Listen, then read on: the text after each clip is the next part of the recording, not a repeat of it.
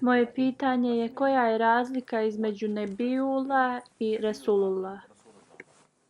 Ako časni Kur'an govori o ovoj terminologiji, onda oni mogu da budu dodijeljeni istoj osobi i nemaju apsolutnu razliku u tome.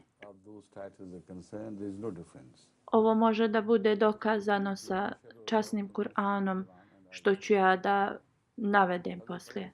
Hazret Muhammed Mustafa sallallahu alejhi ve sellem je nazvat Hatamun Nebijin, a ne Hatamun Resul. Ako su Resul i Nebijin različiti ljudi, onda je Muhammed sallallahu alejhi ve sellem samo Hatam za Nebijin, a ne za Resul. Onda je nemoguće. Oni moraju da budu ista osoba. Na drugom mjestu časni Kur'an nam govori: الرسول بما أنزل إليه من ربه والمؤمنون كل آمن بالله وكتب ملائكته وكتبه ورسله.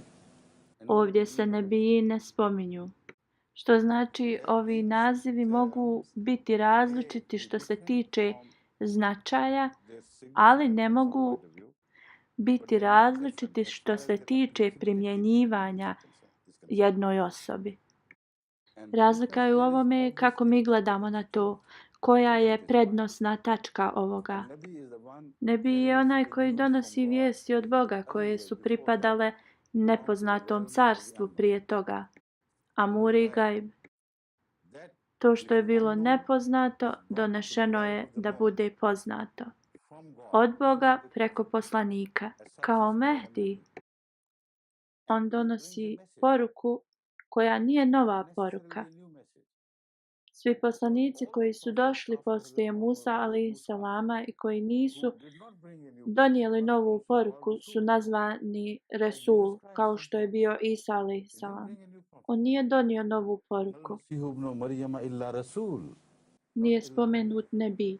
Ovo znači poruku koju donesu ponekad je ista poruka, koja je donešena od prijašnjeg poslanika, ali samo bude sa višim objašnjenjem nekih zakona. Praktički što se tiče upotrebe ovih naziva je isti, ali su samo različiti iz nekog ugla razumijevanja o njima.